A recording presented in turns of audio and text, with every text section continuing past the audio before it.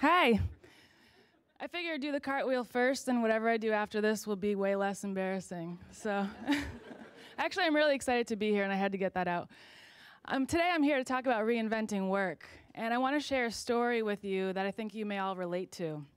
The story starts in October of 2008. I was in a 6-month review with my boss, and she had asked me 2 weeks prior to come to that meeting with the answer to this question. Angela, how are you different than other executive recruiters?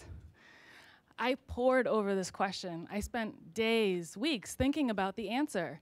And I put together a really comprehensive plan, a marketing plan for myself that would set me apart from all of the other executive recruiters who did what I did. I came up with the financials. I figured out how much time it was going to take, what success looked like. I sat down at that meeting, and when she asked me that question, I said, I'm so glad you asked. I pulled out the plan. I went through the whole thing. She looked at me and she said, Angela, we knew your creativity was going to be an issue when we hired you.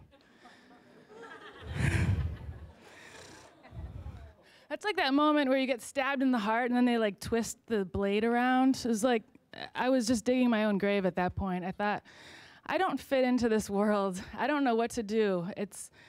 I've been working for 10 years in different roles, hiring people, supervising, interviewing, recruiting, and I got into this point in my career where I thought I had some great ideas, and she just really crushed me. I went home that day, and I thought about what that meant. My creativity was an issue. Okay, I thought about that for weeks. Actually, I thought about it for months. And in April of 2009, I walked into my boss's office, and I said, you know what? We're different. We're never going to see eye to eye. It doesn't mean that I'm bad or that you're bad.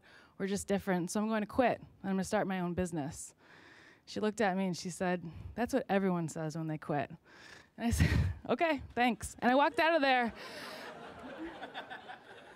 And I started my business an hour later. And half of it was just, hey, I can do it. I'm doing it. See ya. And the other part of it was just, I had it inside me for so long that it was just time to come out. And what I did was create a creative career consulting firm to help other people who felt trapped at work, who had bosses who were telling them that their creativity was an issue.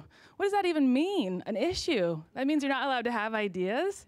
You're not allowed to be special and unique and have a vision. And the way that I launched that business was by going out and doing free seminars for job seekers and aspiring entrepreneurs and people who felt trapped at work. And I went out and I did about 40 seminars in three months. And I got in front of hundreds and hundreds of people. And what happened was really interesting, because I wrote out all of the seminars. I came up with tips on how to create an anti-resume, which is throwing out your resume and building relationships and how to tell your story. I talked about how to brand yourself, how to interview, how to create a targeted job search. And what every conversation went back to was, well, tell us about how you did it. What did you do? How did you quit your job and just start this business? And what I found out was, and this is where you can take notes, what I found out was they didn't want to know what I thought they should do. They wanted to know what I did. And they wanted to hear my story, because everyone out there is looking for a role model. They're looking for a leader, someone who can tell them how to reinvent their work, because it's scary and it's risky, and you don't know what's going to happen if you take that chance. How are you going to pay the mortgage? How are you going to put your kids through school? Where are the benefits? What about vacations? And all I'm saying is that we all have the opportunity to take that chance. And everyone in this room is a leader. And I know that because it's Sunday afternoon and it's beautiful outside. And you wouldn't be here if this wasn't important enough for you to come here and listen.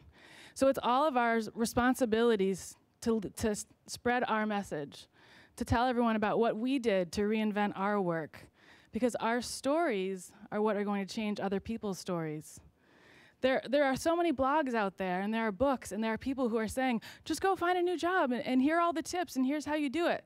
But what are we doing, and how are we changing our lives? That's what needs to be told.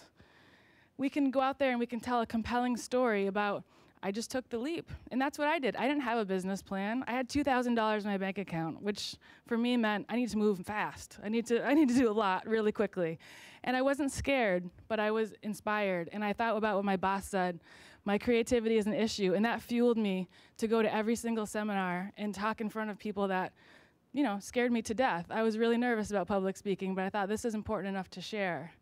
And so if you feel that our economy isn't where you want it to be, and you have a vision for the future, it's your responsibility to change the way that you talk about your work and what you do. And it's time now to stop waiting for the future and waiting for things to change. It's time to start creating it. Thank you.